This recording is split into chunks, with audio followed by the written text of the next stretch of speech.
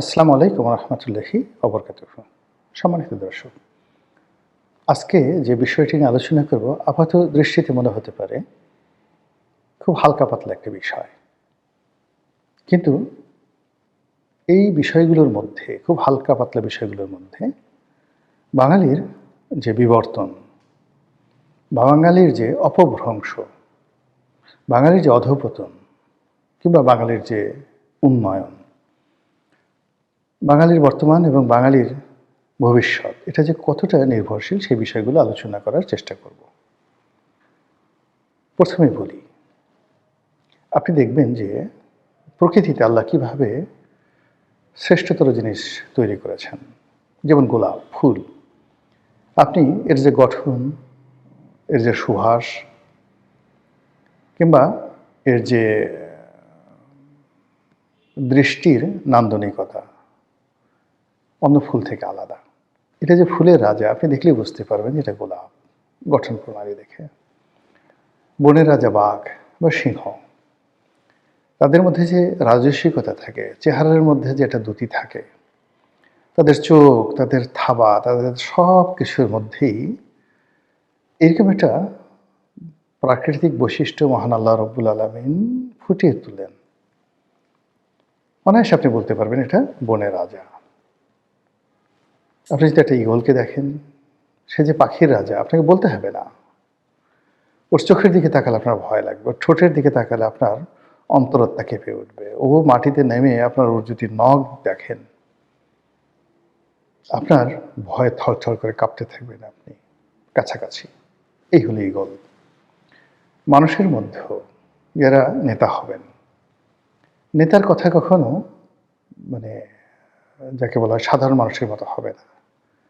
এমনকি নেতার যে চেহারা সুরত, তিনি যদি কালো হন, তার চেহারা হবে নেলসন ম্যান্ডেলার মতো।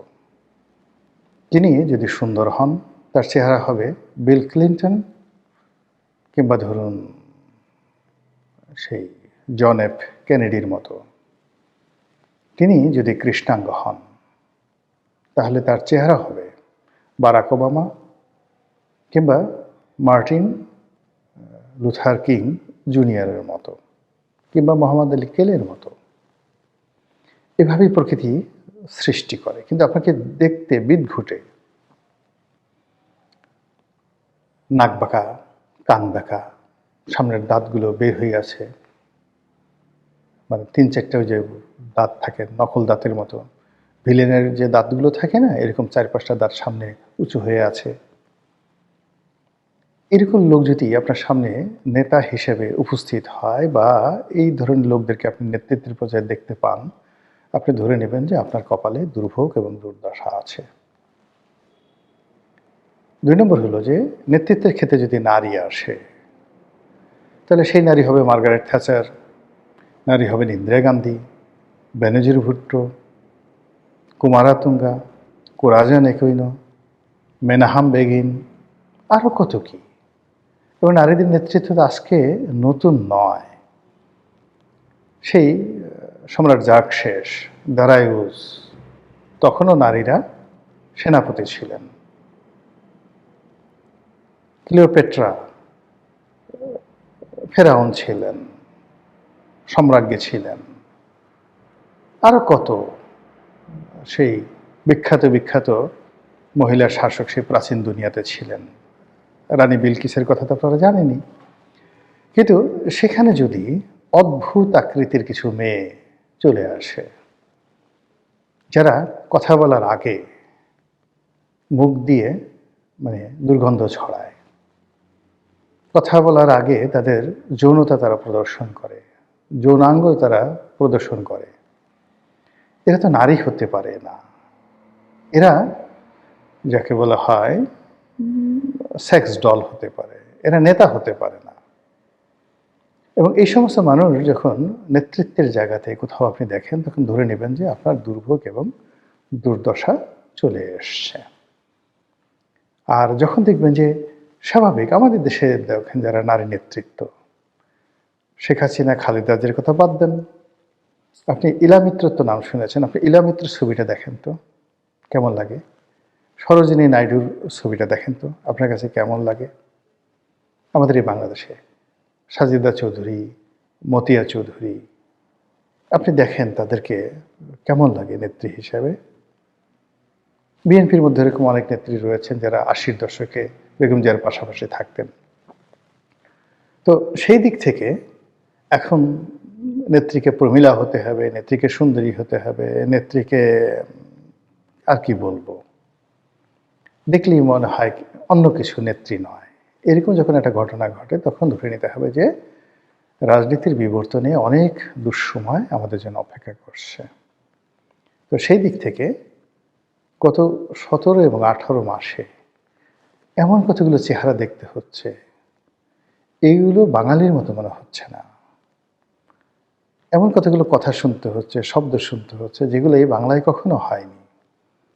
এই বাংলায় শকুন এসেছিল, এ বাংলায় দুর্ভিক্ষ এসেছিল, এ বাংলায় ইংরেজ আসছে, বর্গীরা আসছে, কিন্তু কোনো বর্গীর চেহারা, কোনো শকুনের চেহারা, ঠিক কিছু মানুষকে আমরা দেখতে পাচ্ছি, মানে তাদের সেই চেহারার চেয়েও খারাপ চেহারা।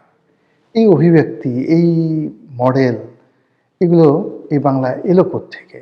আমাদের তো বাংলাদেশে এই জিনিসগুলো ছিল না কখনো। এই দুর্ভোগ কতদিন চলবে? এটা তো আমাদের বাঙালির একটা আবহমান মানে চেহারা আছে না, একটা চরিত্র আছে যে এটা বাঙালির চেহারা। আপনি জিয়া রহমান সাহেবের দিকে তাকান, বঙ্গবন্ধুর দিকে তাকান, হোসেন শহীদ সরোয়ার্দীর কথা বাদ দেন, তিনি তো পশ্চিমবঙ্গ থেকে এসছেন, তার কথা বাদ দেন, কিন্তু এই বাংলাতে ধরেন যারা যারা বড় বড় নেতা হয়েছেন, তাজউদ্দিন আহমেদ, সৈয়দ নজরুল ইসলাম, তাদের দিকে তাকান, এরা হলো আবহমান বাংলার চেহারার প্রতিভূ। কিন্তু কি অদ্ভুত অদ্ভুত লোক যদি আপনি দেখেন, না লম্বা না খাটো, কি লম্বা গালের, মানে সেই গাল ভেঙে গেছে, গালটা একেবারে মানে চোয়ালটা ভিতরে ঢুকে গেছে, দাঁতের শ্রী নেই, চোখের শ্রী নেই, গায়ের রঙের শ্রী নেই, পোশাক আশাকের শ্রী নেই, কথাবার্তার শ্রী নেই, কিন্তু নেতা, সে বিশাল নেতা।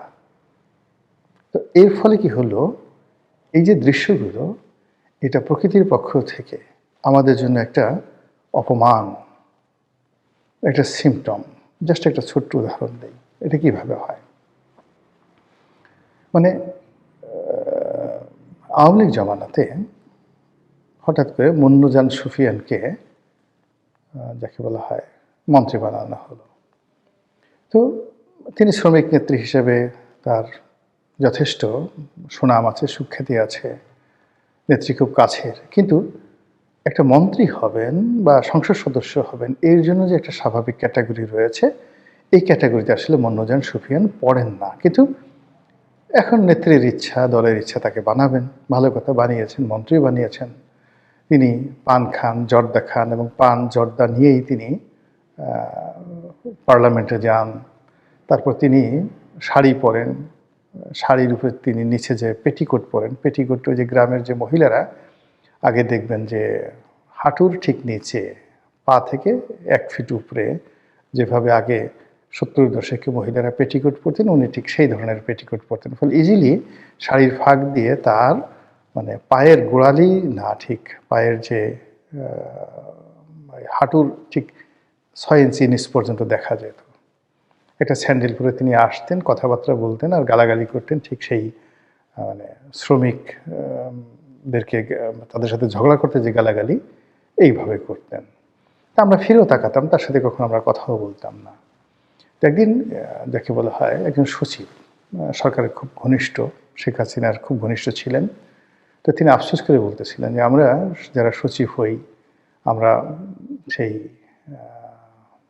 কোটটাই পড়ি, ইংরেজিতে কথা বলি, তো আমাদেরকে শেখ হাসিনার শিক্ষা দেওয়ার জন্য এই মুন্নুজান সুফিয়ানকে মন্ত্রী বানিয়েছেন, যেন আমরা পানির ডিব্বা নিয়ে সার সার বলে তার পিছে পিছে ঘুরি, যে দেখো কত ধানে কত চাল।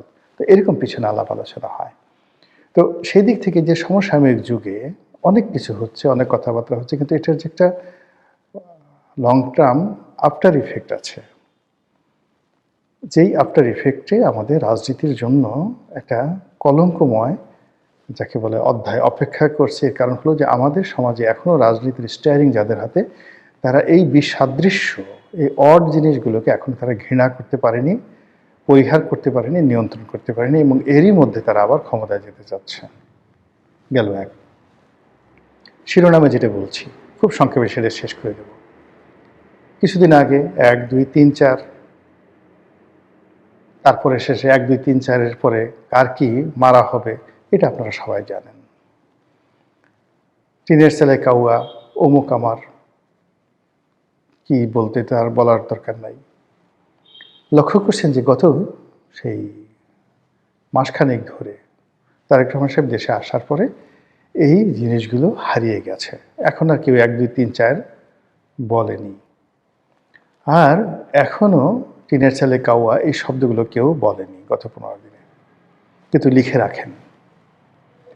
বিএনপি ভুলে গেছে যে যখন কোনো একটা মন্দ জিনিসের উদ্ভব হয় সেটাকে ছাইচাপা দিতে হয় না, সেটাকে কবর দিতে হয়। এই কাজগুলো যারা করেছে তাদের বিরুদ্ধে জনমত গঠন করা এবং তাদের বিরুদ্ধে শক্ত অবস্থান নেওয়া এবং হুঁশিয়ারি উচ্চারণ করার কাজটা যদি বিএনপি না করে, তাহলে ওই জিনিসগুলো খুব দ্রুত, খুব তাড়াতাড়ি ফিরে আসবে, ইভেন ইলেকশনের আগে। এবং যখন এই বাংলাতে রাজনীতির একটা নতুন মেরুকরণ হচ্ছে, ঠিক সেই সময়টাতে যদি আবার সেই স্লোগান, সেই জিনিসগুলো নতুন করে ফিরে আসে, এটা মানে যাদেরকে উদ্দেশ্য করে বলা হবে তাদের জন্য বিব্রতকর না হলেও, যারা রাজনীতি করতে চান, রাজনীতিবিদদেরকে শ্রদ্ধা করতে চান এবং দেশ গণতান্ত্রিক পদ্ধতিতে এগুক, তাদের জন্য অশনি সংকেত।